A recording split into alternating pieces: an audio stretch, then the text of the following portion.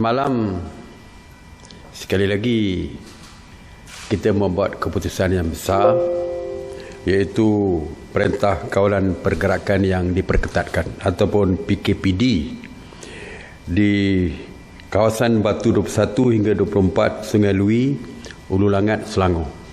Iaitu yang kedua yang kita laksanakan selepas kita laksanakan di Sempang Renggam ataupun di daerah Keluang. Tindakan ini terpaksa kita lakukan kerana terdapat 71 kes positif COVID-19 daripada 274 penghuni Mahat Tahfiz An-Nabawiyah di Batu 21. Sekatan ini bukan saja melibatkan Mahat Tahfiz tersebut, tetapi juga melibatkan 7 buah perkampungan di sekitar, iaitu 5 buah perkampungan Melayu dan juga 2 buah perkampungan masyarakat orang asli. Dan ianya melibatkan lebih daripada 3,000 penduduk dengan lebih kurang 600 buah rumah. SOP-nya sama dengan apa yang kita lakukan di Keluang, di Sempang Renggam, iaitu tidak boleh keluar masuk kampung. Yang dah ada di kampung tidak boleh keluar, yang berada di luar tidak boleh masuk ke kampung. Dan pihak polis dan tentera berkawal di pintu-pintu masuk kampung. Dari segi makanan akan dihantar oleh pihak kerajaan. Pihak kerajaan akan menghantar melalui JKM untuk menghantar makanan kepada penduduk di kampung tersebut. Dan dalam masa 14 hari kawalan pergerakan diperketat ini dilaksanakan, saringan akan dibuat dari rumah ke rumah. Seperti biasa, pihak polis akan melaporkan dari segi tahap pematuhan dan sebagainya, dan juga tindakan yang dilaksanakan bagi memastikan pematuhan dapat dipertingkatkan. Semalam PDRM telah menahan 828 individu di sekatan jalan raya dan juga rondaan PDRM kerana melanggar PKP ini. Sebenarnya kalau kita lihat, tangkapan semakin meningkat, yang menunjukkan bahawa pihak polis mengambil tindakan yang lebih tegas daripada daripada sebelumnya. Dan sebenarnya sasaran kita bukan untuk menambahkan tangkapan. Sasaran kita adalah untuk mengurangkan tangkapan. Semakin banyak tangkapan setiap hari bermakna masih ramai rakyat kita yang tidak patuh kepada arahan yang dikeluarkan. Sebab itulah sasaran kita supaya semakin hari semakin kurang tangkapan, yang untuk bagi kita menunjukkan bahawa pematuhan rakyat semakin mencapai secara keseluruhannya. PDRM dan ATM Angkatan Tentera telah mengadakan sebanyak 1,520 sekatan jalan raya dan melakukan pemeriksaan terhadap 257,287 kenderaan.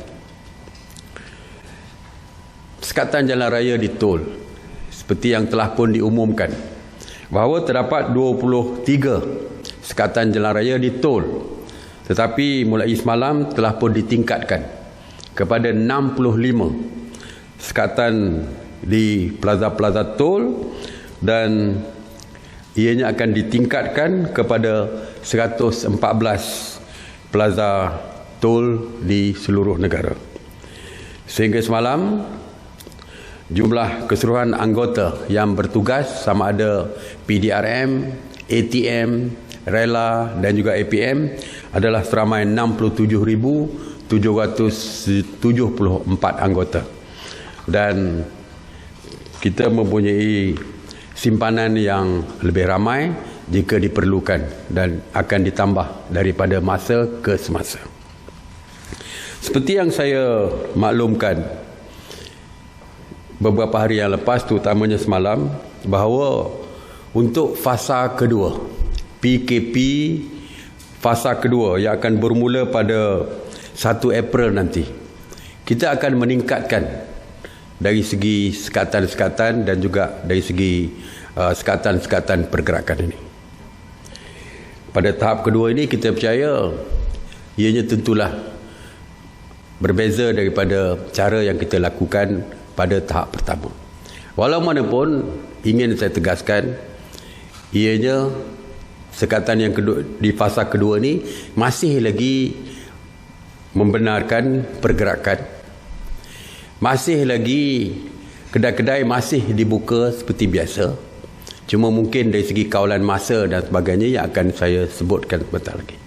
Jadi untuk fasa kedua ni berbeza dengan PKP yang diperketatkan di Sembarenggang dan juga di Ulu Langat. Beza ya.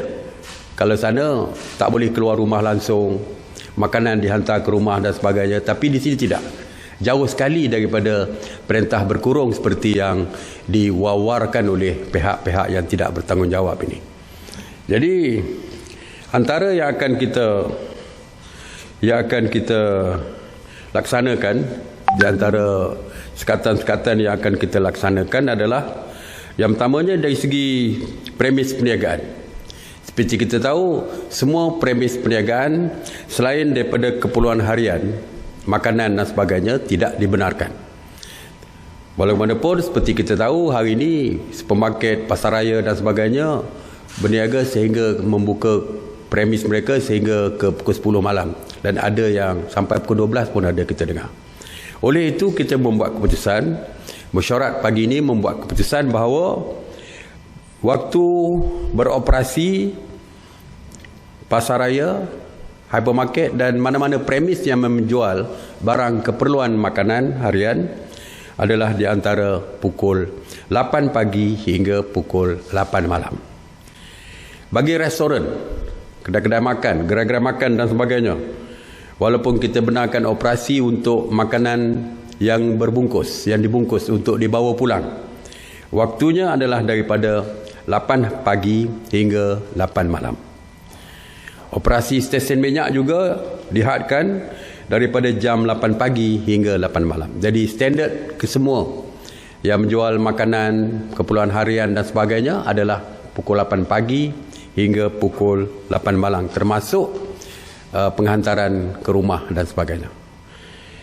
Walaupun pihak kerajaan menggalakkan supaya orang ramai menggunakan pembelian secara atas talian, ya. Dan walaupun penghantaran atas talian, tetapi kita menasihatkan orang ramai supaya tidak bersemuka dengan delivery ataupun pihak yang menghantar makanan tersebut. Kita lebih menggalakkan supaya makanan ditinggalkan di luar pagar, dan yang menghantar makanan menelpon ke rumah, dan tuan rumah keluar untuk mengambil makanan apabila delivery ataupun penghantar tersebut beredar daripada rumah tersebut. Kita cuba mengelakkan adanya pertemuan bersemuka, kerana kita cuba mengelakkan daripada pergerakan seperti itu yang boleh menyebabkan merebaknya penyakit ini. Waktu operasi pengangkutan awam kita kekalkan, iaitu kita kekalkan dari 6 pagi hingga 10 malam dan juga daripada 5 petang hingga 10 malam. Kita faham ada pekerja yang shiftnya berakhir pukul 8 ataupun pukul 9 malam. Jadi mereka masih boleh menggunakan kenderaan awam. Kecuali e-hailing, taksi dan e-hailing dibenarkan beroperasi daripada 6 pagi hingga 10 malam berterusan, ya, termasuk kenderaan-kenderaan persendirian. Dan seperti yang telah pun kita maklumkan bahawa kenderaan persendirian walaupun dibenarkan untuk keluar membeli bahan makanan dan sebagainya, tetapi kita tetapkan satu kenderaan untuk satu orang untuk satu kenderaan. Kita memahami bahawa masih banyak kenderaan-kenderaan komersial, pengangkutan komersial yang melibatkan barangan keperluan seperti makanan dan perubatan kini berada di atas jalan raya daripada pagi hingga ke malam. Kita memang membenarkan kenderaan tersebut beroperasi, walau bagaimanapun kerajaan menggalakkan supaya kenderaan ataupun pengangkutan komersial untuk barangan keperluan ini beroperasi di antara 7 malam hingga 7 pagi. Ianya adalah digalakkan, ya, bukan arahan supaya mereka hanya bergerak 7 malam sampai 7 pagi, tetapi digalakkan. Kerana kita dapati ada kenderaan yang memerlukan jangka masa yang panjang untuk beroperasi. Mungkin daripada Johor Bahru nak pergi ke Perlis, tak boleh selesai. Saya dipahamkan sampai 17-18 jam. Saya dipahamkan. Jadi kita dah bersetuju supaya pengecualian itu diberikan walaupun kita galakkan beroperasi di waktu malam. Aktiviti riadah dan sosial tidak dibenarkan di kawasan awam dan persendirian walaupun di dalam gated area sekalipun. Kita tak nak membezakan antara yang di dalam gated dan di luar gated area ni. Sesiapa saja, undang-undang kita sama, merangkumi kesemua lapisan rakyat. Tidak ada perbezaan dari segi penguatkuasaan undang-undang seperti ini. Oleh itu, kita tidak benarkan aktiviti itu dijalankan, tetapi kita ada kelonggaran, iaitu untuk golongan autism dan juga UKU untuk mendapatkan terapi seperti yang dinasihatkan oleh pakar. Walau bagaimanapun, kita juga melarang secara berkumpulan. Walaupun terapi itu diperlukan di luar, tetapi juga tidak dibenarkan secara berkumpulan. Seperti yang telah saya umumkan, bahawa pihak kerajaan telah pun mengarahkan KPDN HEP untuk menentukan harga shilling. Pagi tadi kita membincangkan perkara ini dan kita dapati bahawa topping muka tidak banyak dikeluarkan di dalam negara, tetapi kebanyakannya diimport daripada negara luar. Jadi kita juga terikat dengan harga yang diimport tadi. Oleh itu, mesyuarat bersetuju harga topping muka, harga shilling topping muka adalah RM1.50, iaitu 50 sen lebih murah daripada harga yang telah pun ditetapkan lebih awal, iaitu RM2. Dan kita akan terus mengkaji dari masa ke semasa harga tersebut.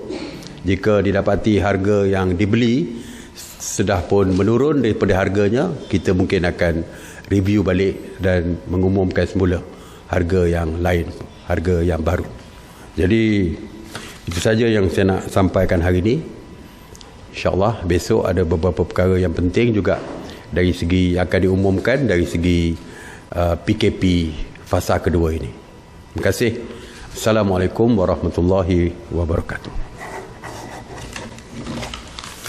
Alright. Assalamualaikum Tuk Sri.